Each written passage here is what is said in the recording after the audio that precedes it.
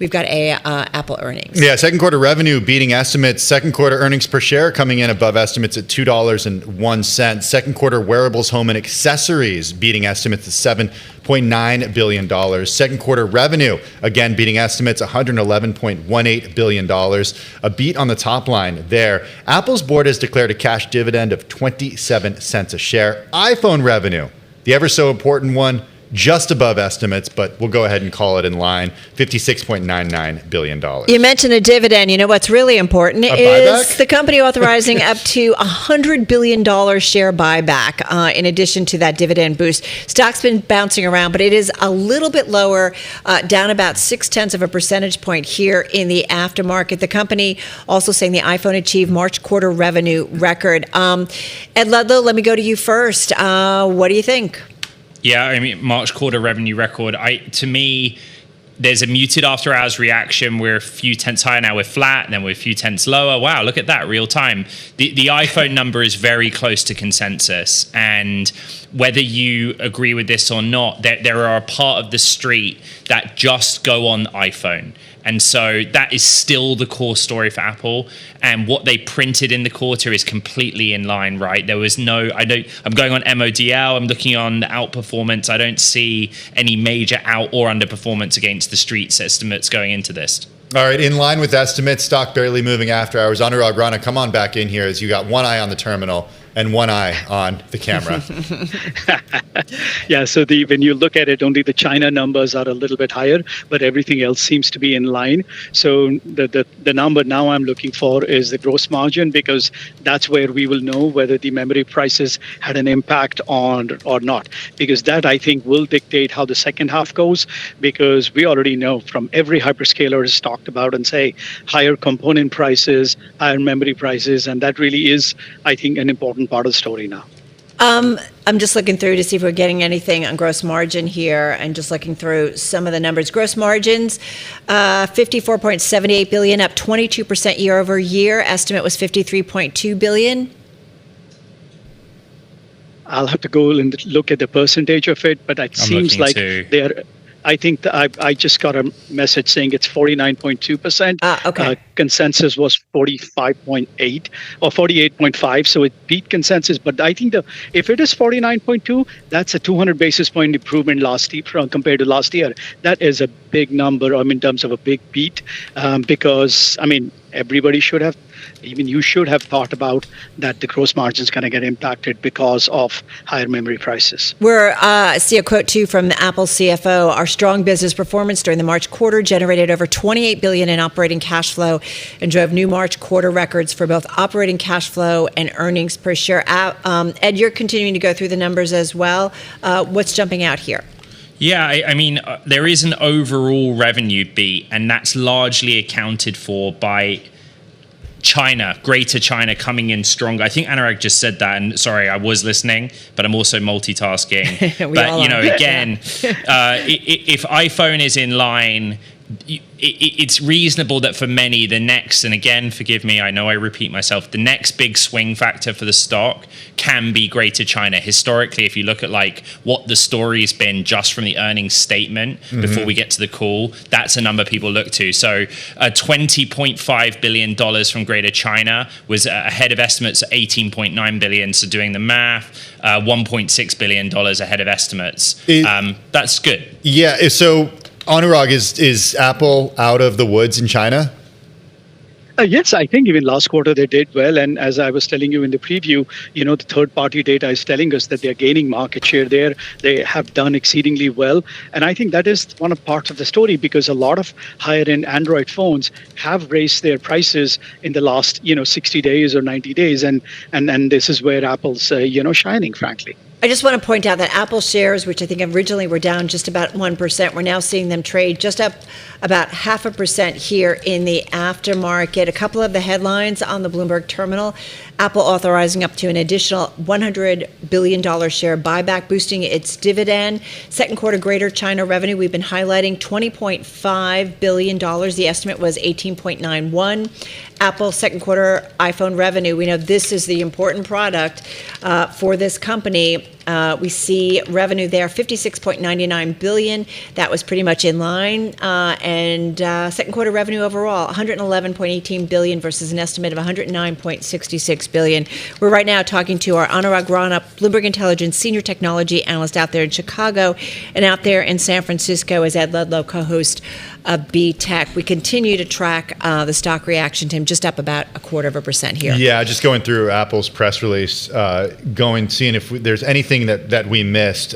Extraordinary iPhone demand. Yeah, Ed. exactly. Does that? Yeah, so I feel like we're talking about the Federal Reserve and the Fed's language here. Quote, extraordinary. What does that mean? Exactly. So that's exactly the thought that went through my head. How much does language in a statement matter? And so I'm actually going to throw that question to Anurag, but basically that is the language, extraordinary demand, but they also are basically specifically calling out the 17E. Is that enough, Anurag, to infer an upgrade cycle? Just that one sentence in a statement? See, if you go back and look at the previous quarter, we saw Apple iPhones doing really well. This quarter, it's done well. We think the consensus of roughly around 8% increase in iPhone may not be enough. I mean, they may have to raise those numbers, but we'll only find out about on the conference call because they don't give guidance on the in the release. So I'm expecting now, based on what I read, that there is a high likelihood that they will talk about another strong iPhone quarter. That's the upcoming quarter. Anurag, you said too in our preview before these numbers, you said Apple's the only one who has not taken up prices because of memory shortages, and it has given them an opportunity to gain share. Should they continue to do that in your view, not raise prices and go after share? I mean, is China indicative of that, or is that something else? 100%, especially if the gross margins were 49, which is 200 basis points above last year. Absolutely, because it looks like they're doing better deals with their memory providers than the rest of them. Now, I could be completely wrong, and on the conference call, they say, memory prices is hurting us, and we may take some prices. But as of now, what I see is them gaining market share. Ed, same thing, your thoughts in terms of what Anurag said in terms of pricing versus market share. This is, the potential for a little bit of a grab here for Apple in some ways. Yeah, I mean, historically Apple, which, has a relatively recent CFO in the seat, has been the master of the bottom line, right? And so when it comes to memory, we have fixated on margins. Apple's price strategy has been less controversial, shall we say, generation to generation. They would argue they keep the iPhone entry-level price static, or even if it goes higher, they give you more memory for storage for that number. So the way that I look at it is like, is there any evidence that they share with the investor base about consumer behavior? In other words, like right now, is there a macro concern about the health of consumers in different markets? If you read down the release, they talk about strength in all geographic segments. But actually, if they gave a bit more granularity of like, okay, well, China's good. How's things going in Europe, North America, LATAM, Southeast Asia? That to me is kind of interesting. Ed, is that where the Neo comes in? And that's sort of like a gateway drug to get more people into the iOS ecosystem? The MacBook Neo, though, like, remember, different to the iPhone, it's an entrant into a market where Apple's not really played. Like a Chromebook category. Yeah, exactly. Lower price point, go after students, people in higher education. I would imagine those people, though, Ed, would like experience using the interface of a Mac and then say, wait a second, I don't have an iPhone right now, but I want to be able to use iMessage as well as I could on this Mac. Would I buy an iPhone? I don't know. I'm just, especially in other parts of the world, I don't know.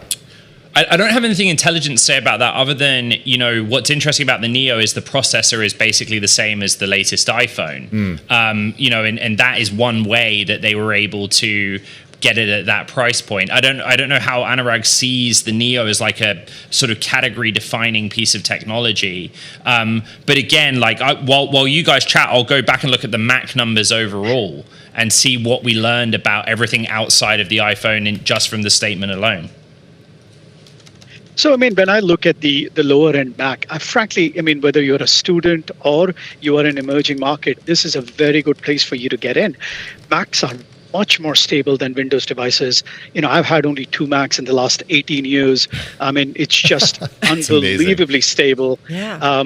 It's a completely different ecosystem. But what you actually do is you get more people to buy your services. And remember, that's a high margin business. There it is. That's 75% gross margins, whether it's the App Store or Apple Care, whatever it is. So I think the going down the curve and having an entry-level product is extremely important, especially because the growth is only going to come from emerging markets.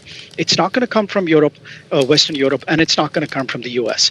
So I think it's a very good strategy. I want to just, I'm looking at our live blog, guys, and Mark Gurman weighing in. We're going to hear from Mark shortly, too. He's going to join this conversation. But he points out, the stock's going back and forth between green and red. He says the main reasons are likely that although the iPhone sold extremely well, it didn't blow out Wall Street expectations. Instead, it met them. And he says the other factor is the weaker than anticipated revenue coming from the Americas region, $45.1 billion versus forecasts of $45.8 billion. It's just interesting, Ed, to watch this share price in the aftermarket. It's investors kind of going back and forth. I thought it was going to be like maybe settle in and say, seems like, investors like it. It's solid. They're okay. Let's move forward. But let's remember that we started this show and segment with Bloomberg's Mark Gurman, who leads our coverage of consumer technology and is generally regarded as the leading journalist covering Apple on planet Earth, saying this was not going to be about the transition of CEO, and it was not going to be about learning about John Turnus as a CEO, what his strategy is. I don't know, guys. To me, this seems like treading water for an earnings call. Please. Yeah, Please. come on in, Anurag. Yes. Save me. Apple is trading at 30 times earnings. Microsoft is at 22. Google's at 29, even after blowout results. So even after all of this, Apple's still more expensive than them. Why? Yeah. And does it warrant it based on this result, Anurag, or what? So I think a lot has to do with the business model of the company. This is something we go back to. This is a far more stable business model with, imagine, 3% of revenues going into CapEx compared to 45 for Microsoft. They are not raising CapEx. They have an absolutely stellar ecosystem of products. And guess what? Whoever has the best model, they're going to pay them a little bit of money to get them on their platform. So it's a completely different business model than the other Mag 7. And people like stability. People like the free cash flow nature of it. Right. They're going to generate over $100 billion in free cash flow, and they're going to buy back their stock with it. They're not going to build data centers with it. Can I read you something, Anurag? And then you can respond to it, okay? I'm paraphrasing. Other companies have a clearer AI story and very different businesses to Apple. Apple's bottom of the year was March 30. Apple trades at a premium despite slower growth than its peers, and the stock trading flat year to date reflects anxiety on component costs and memory. Do you know who wrote that? It was me. 4:26 p.m. Eastern time. What do you make of that? No, it sounds like we you're agree. Absolutely right. Yeah, absolutely right. But all I'm saying is, when you look at a company like an Apple and a Costco, it really is a different business model compared to all the others. And I think most people forget that. This is something that's going to be around for a very long time, spits out of a lot of cash. Even if in a quarter they don't grow, does not matter. The free cash flow still comes in, and they keep on buying back more shares. Yeah, right. So investors are happy. So top of mind, you guys, when we get to that call with analysts and investors, Anurag, is it memory prices? Is it what else? Memory prices, what's the iPhone story look like in the next quarter, and what kind of new products can we see during the September? There will be questions on Siri, but I think they will punt it and say, well, log in on June 8th and see it. But to be very honest, thanks to Mark Gurman, we already know what's going to happen on June 8th. Yeah, I know. You got to read Mark to understand everything and not be surprised I just with anything. want Siri to understand me and answer me back. What do Simple you- questions like, a silly little address. Like, it seems so far behind.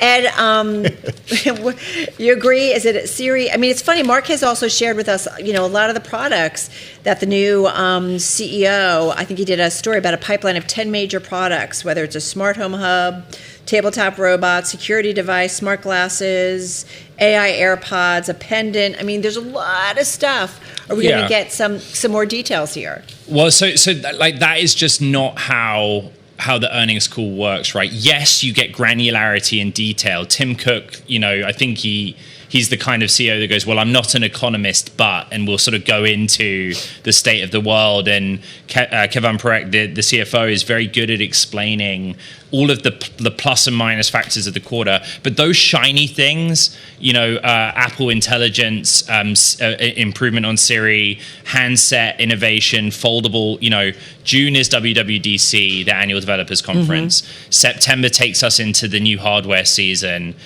Tonight's not it.